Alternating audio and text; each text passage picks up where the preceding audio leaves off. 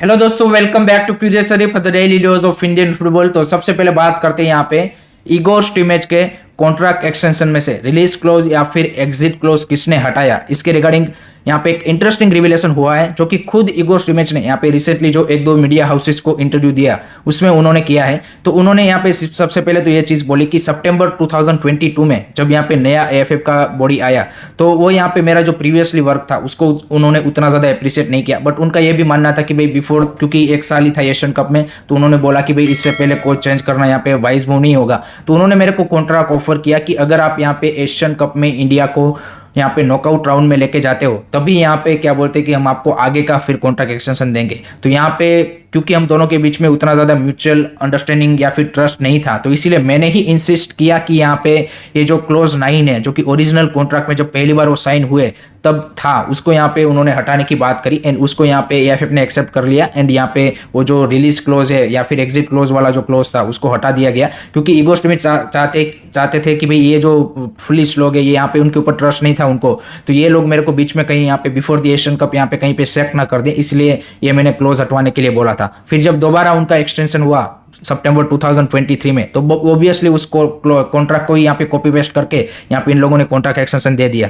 अब एक दूसरे यहाँ पे मीडिया हाउसेस को उन्होंने इंटरव्यू दिया, उसमें उन्होंने ऐसा बोला कि भाई एएफएफ में हर एक बंदे को यहाँ पे जो भी मेन बंदे हैं उन सबको यहाँ पे पता था कि यहाँ पे ये जो क्लोज 9 है वो हटा दिया गया है। तीसरी चीज उन्होंने ये बोली कि यहाँ पे अगर इन लोगों को ये पता नहीं था तो इन्होंने बिना पढ़े कैसे यहाँ पे कॉन्ट्रैक्ट साइन कर लिया, यहाँ पे पढ़ के आपको कॉन्ट्रैक्ट साइन करना चाहिए था। तो ये 3 वर्जन यहाँ पे इगोर स्टिमेच ने बोले हैं, बट इसमें आपको एक क्रोनोलॉजी समझना पड़ेगा एंड किस तरह से ये दोनों लोग एएफएफ एंड इगोर स्टिमेच कैसे यहाँ पे इंडियन फुटबॉल फैंस को मामू बना रहे हैं वो मैं आपको समझाता हूँ।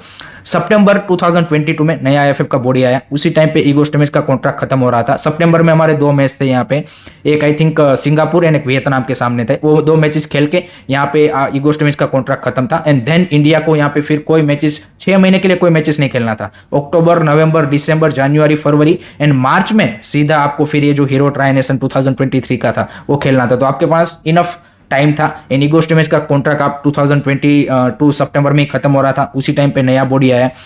नए बॉडी ने यहाँ पे एएफएफ के जो जितने पुराने एम्प्लॉई थे, मोस्ट ऑफ द पीपल थे, उन सबको हटा दिया, सिर्फ इगोर स्टिमेच को उन्होंने रखा। और इगोर स्टिमेच ने अगर ऐसी डिमांड की थी कि क्लोज 9 हटा दो, एग्जिट क्लोज होना ही नहीं चाहिए, तो फिर ये एएफएफ बॉडी ने ऐसा क्लोज क्यों एक्सेप्ट किया?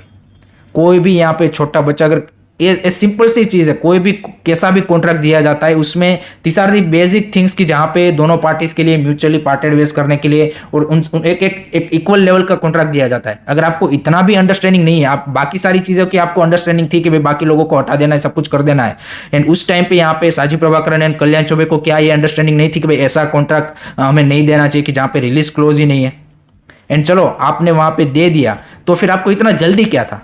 आपके पास 5-6 महीने का टाइम था। अगर आपको यहाँ पे इनके ऊपर ट्रस्ट नहीं था, जैसे इगोर स्टिमेच ने बोला कि हम दोनों को म्यूचुअली ट्रस्ट नहीं था, तो भाई किसने बोला है कि आप कंटिन्यू करो? भाई म्यूचुअली ट्रस्ट नहीं है। मेरे को ये पहली बार मैं ऐसा देख रहा हूँ कि जहाँ पे फेडरेशन एंड कोच के बीच में म्यूचुअली ट्रस्ट नहीं है, फिर भी दोनों आगे बढ़ना चाहते हैं, फिर भी दोनों इंडियन फुटबॉल के लिए काम करना चाहते हैं। ऐसा तो कैसा यहाँ पे इनका इंडियन फुटबॉल के प्रति डेडिकेशन है कि भाई बिना ट्रस्ट के आप यहाँ पे आगे बढ़ना चाहते हो, जबकि ये दोनों पार्टीज के बीच में ट्रस्ट होना सबसे पहली चीज जरूरी है। अगर दोनों ही आपके फेडरेशन एंड कोच के बीच में ट्रस्ट नहीं है तो वो इंडियन नेशनल टीम को कैसे यहाँ पे आगे लेके जाएंगे? मेरे को आप बता दीजिए। अगर आप दोनों में ट्रस्ट नहीं है तो भाई मत करो आप कॉन्ट्रैक्ट एक्सटेंशन, मत दो आप कॉन्ट्रैक्ट उसको, तो फिर भी आपको देना है, यानी कि कुछ यहाँ पे दाल में काला है, एंड बिल्कुल है। एंड फिर यहाँ पे इन्होंने बोला कि भाई 2023 में सबको पता था, एक साइड आप बोल रहे हो कि सबको पता था, एक साइड आप बोल रहे हो कि उनको पढ़ के साइन करना चाहिए था। तो अगर सबको पता है तो फिर पढ़ने की जरूरत नहीं है, एंड अगर क्या बोलते हैं सबको पता नहीं है देन यहाँ पे इन्होंने क्या बोलते हैं पढ़ के साइन करना चाहिए था। सो आप दोनों तरफ की डिफ्लेक्टिंग बातें यहाँ पे रख रहे हो। सो इसमें देखिए ये सभी दोनों पार्टीज की यहाँ पे गलती है, एएफएफ एंड इगोर स्टिमेच जिस तरह से अपने आप को यहाँ पे बोल रहा है कि भाई मैं यहाँ पे सेंट हूँ, बिल्कुल ऐसा नहीं है। ये मिलजुल के ही यहाँ पे इसमें कुछ गफला हुआ है, अदरवाइज ये पॉसिबल ही नहीं है। आप मेरे को बता दीजिए, अगर ट्रस्ट ही नहीं है तो कैसे आपको आगे बढ़ना है? So I think this is the actual situation regarding this whole Igor Stimac drama, and इसमें यहाँ पे आई डोंट थिंक सो कि जो रियल ट्रूथ है वो बाहर आएगा कि कौन क्या इसके पीछे मोटिव था, क्योंकि आपके पास प्रूफ नहीं हो गया। अगर इन लोगों ने कुछ भी यहाँ पे ऐसा किया होगा बिहाइंड द सीन तो उसका आपके पास प्रूफ नहीं है, इसलिए आप प्रूव नहीं कर सकते। But definitely after seeing all this situation ये बात पक्की है कि यहाँ पे कुछ ना कुछ डेफिनेटली इसमें गड़बड़ हुई है। लेट मी नो गाइस, आप क्या सोचते हैं इसके बारे में, कमेंट सेक्शन में जरूर बताइए। एंड यहाँ पे आज या कल यहाँ पे एएफएफ का भी रिस्पॉन्स आएगा, तो उसमें भी कुछ इसके रिगार्डिंग यहाँ पे क्या बातें पता चलती है वो भी देखना काफी इंटरेस्टिंग होगा। उनका क्या वर्जन आता है, I think that will be really really interesting to see. But at the end of the day Indian football के 5-6 करोड़ होंगे और ये सब यहाँ पे सफा चट कर जाएंगे। सिंपल सी बात है। ईगो स्टिमेट्स ने भले ही बोला हो कि मैं यहाँ पे जो मेरे क्या बोलते हैं कि बाकी जो सपोर्टिंग स्टाफ है उसको मैं कंपनसेशन जो मेरे को मिलेगा वो मैं यहाँ पे उनको दे दूंगा, या फिर कोई एकेडमी इंडिया में है जो अच्छा कर रही है उनको दे दूंगा। लेट्स सी कौन सी एकेडमी को देते हैं, उससे भी पता चलेगा कि वहां पे देने का क्या मोटिव है। तो ये सारी चीजें हमें पता चलेगी उस सेंस में। बट इवेंचुअली ये जो इंडियन फुटबॉल का जो भी इसको कंपनसेशन मिलेगा, ये सब ने मिलकर यहाँ पे कोई ना कोई गेम जरूर खेला है। मेरे को तो ये लगता है। आपका क्या ओपिनियन है कमेंट सेक्शन में आप जरूर दिल खोल के बता सकते हैं गाइस। नेक्स्ट अब बात करते हैं गाइज यहाँ पे न्यू हेड कोच के अपडेट के बारे में। तो वहां पे एक दो नाम निकल के आए हैं, but I don't you can say कि 100% से कि भाई ये कंफर्म ही। यहाँ पे एक ये बात निकल के आ रही है कि भाई इंग्लैंड के जो फॉर्मर नेशनल टीम के कोच है उन्होंने अप्लाई किया है। तो फॉर्मर यानी कि यहाँ पे साउथ गेट से पहले जो यहाँ पे 2-3 कोच रहे होंगे वही हो सकते हैं। उससे पहले वाले तो आई थिंक या तो रिटायर हो गए होंगे या तो यहाँ पे डाई हो चुके होंगे। तो उसमें आई थिंक एक एरिक्सन का नाम निकल सकता है, सैम एल्डर्स हो सकते हैं, रॉय हडसन हो सकते हैं। इनमें से कोई एक हो सकता है, 100% कंफर्म नहीं है कि कौन है, बट ये एक नाम निकल के आ रहे हैं। दूसरा एक यहाँ पे अनदर क्रोएशियन को भी बताया जा रहा है कि उन्होंने भी यहाँ पे अप्लाई किया है। सो एक दो नाम ये निकल के आया है। बट आप देखिए कि पहले दिन ही 45 एप्लीकेशन आए हैं, यानी कि यहाँ पे मीडिया में तो सिर्फ 10-15 नाम ही है। सो बाकी के नाम ऑब्वियसली वहाँ पे काफी सारे होंगे। एंड उसके बाद भी यहाँ पे काफी सारी एप्लीकेशन आई है। सो लेट्स सी यहाँ पे नए कोच की जो यहाँ पे अपॉइंटमेंट है उसमें यहाँ पे किस तरह से कौन कौन अप्लाई करता है। एंड ईगो स्टिमेट्स जो कह रहे थे वो तो यहाँ पे नहीं होगा मेरे हिसाब से। I think there are multiple यहाँ पे क्या बोलते हैं कि हाई प्रोफाइल कोचेस है वो भी यहाँ पे इंटरेस्टेड है। ऐसा बिल्कुल नहीं है कि वो इंटरेस्ट नहीं दिखा रहे हैं, वो बिल्कुल यहाँ पे इंटरेस्ट दिखा रहे हैं। सो लेट्स सी कौन यहाँ पे नया हेड कोच बनता है। आपकी क्या चॉइस है कमेंट सेक्शन में बता दीजिएगा जरूर। अब बात करते हैं गाइज यहाँ पे दुरांत कप 2024 के रिगार्डिंग एक बड़ा अपडेट आया है। एंड वो है यहाँ पे कि सोनी स्पोर्ट्स नेटवर्क के ऊपर यहाँ पे आप दुरांत कप 2024 को देख पाएंगे। 26 जुलाई से यहाँ पे स्टार्ट होने जा रहा है। इन 4 सिटीज में इस बार यहाँ पे खेला जाएगा, कोलकाता, जमशेदपुर, कोकराझार एंड शिलोंग। तो ये 4 सिटीज में यहाँ पे 43 मैचेस खेले जाने हैं, जिसमें से 22 मैचेस कोलकाता में होंगे और बाकी के जो यहाँ पे 21 मैचेस है वो यहाँ पे 7 ईच इन यहाँ पे कोकराझार, जमशेदपुर एंड शिलोंग में होगा। शिलोंग में आई थिंक मजा आएगा, नेहरू स्टेडियम में होंगे। तो I think that will be also really interesting to see. 24 टीमें पार्टिसिपेट करेगी। लेट्स सी यहाँ पे इस बार आई लीग की कौन कौन सी टीमें पार्टिसिपेट करती है, क्या कोई बाहर की टीमों को भी ये लोग बुलाते हैं। That will be really interesting to see. But Durand cup इस बार भी यहाँ पे मजेदार होने वाला है। नेक्स्ट अब बात करते हैं यहाँ पे ट्रांसफर्स के बारे में। तो ट्रांसफर्स में भाई यहाँ पे गोवा ने मोहम्मद हमाद को यहाँ पे साइन कर लिया है finally from real Kashmir. I think that's a very good signing. यहाँ पे नेशनल टीम में भी अभी रिसेंटली उनको कॉल अप आया था, कैंप में यहाँ पे जुड़े थे। बेहतरीन आई लीग सीजन रहा है। उसके अलावा यहाँ पे कॉर्नर स्टील्ड को यहाँ पे चेन्नई एफसी ने 1 और साल का कॉन्ट्रैक्ट एक्सटेंशन दे दिया है, तो वो भी यहाँ पे डिजर्विंग था। उन्होंने यहाँ पे आई थिंक जबरदस्त performance, one of the you can say कि बेस्ट फॉरेनर के तौर पर यहाँ पे चेन्नई एफसी के लिए लास्ट सीजन परफॉर्मेंस दिया था रेन एडवर्ड्स के साथ, तो उनको यहाँ पे एक्सटेंशन मिला है।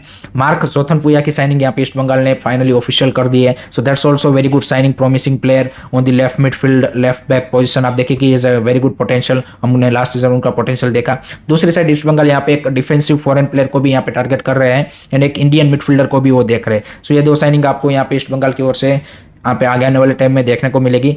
देन यहाँ पे जो माइकल सोसायराज है जो ओडिशा एफसी में थे, वो यहाँ पे गोकुलम केरला में जुड़ चुके हैं। And that's a good decision because Odisha FC में उनको उतना ज्यादा गेम टाइम नहीं मिला था, तो I think definitely Gokulam Kerala में उनको गेम टाइम मिलेगा। देन सलमान फारिस जो गोकुल क्या बोलते हैं कि एफसी गोवा के जो यहाँ पे रिजर्व टीम के प्लेयर थे, उनको यहाँ पे भाई मोहम्मद एससी ने साइन किया है। राइट बैक है, प्रॉमिसिंग प्लेयर है, यहाँ पे यंग प्लेयर है। एंड यहाँ पे रिसेंटली जो RFDL यहाँ पे हुआ था उसमें पार्टिसिपेट किया, तो उससे पहले दुरांत कप में भी कुछ मैचेस वो खेल चुके हैं लास्ट ईयर। सो उनको यहाँ पे मोहम्मद एससी ने भी साइन कर लिया है। So that's also interesting signing है। तो ये सारी जो ट्रांसफर है अभी रिसेंटली यहाँ पे हुई है। उसके बाद बात करते हैं गाइज यहाँ पे FIFA वर्ल्ड कप क्वालिफायर्स राउंड 3 के जो यहाँ पे मैचेस खेले जाने वाले हैं, उसके यहाँ पे पोर्ट्स का अनाउंसमेंट हो चुका है। एंड आप देख सकते हैं यहाँ पे पोर्ट 6 में अगर इंडिया ने क्वालिफाई किया होता तो वो वहाँ पे होता कुवैत की जगह पे, लेकिन एक प्लेस ऊपर होता क्योंकि इंडोनेशिया की रैंकिंग हमारे से नीचे है, सो वो हमसे नीचे होता। बट यहाँ पे हम 17th पोजीशन पे यहाँ पे पोर्ट 6 में यहाँ पे होते with north Korea, Indonesia and India.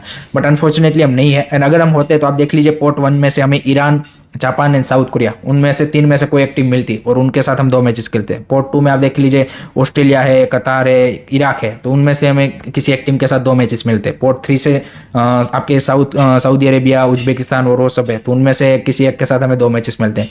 तो ग्रेट थिंग होती, बट अनफॉर्चुनेटली हमने अपने ही पैर पे कुल्हाड़ी मार के यहाँ पे जो एक गोल्डन अपॉर्चुनिटी था वो यहाँ पे राउंड 3 में जाने का, वो यहाँ पे गवा दिया है। सो ये स्पोर्ट्स यहाँ पे अनाउंसमेंट हो चुके हैं। 27 जून को यहाँ पे ऑफिशियल ड्रॉ होगा और उसके बाद यहाँ पे 3 ग्रुप 6 टीम के ईच यहाँ पे बनेंगे एंड उसके बाद यहाँ पे जो राउंड 3 है वो यहाँ पे सितंबर से खेला जाएगा।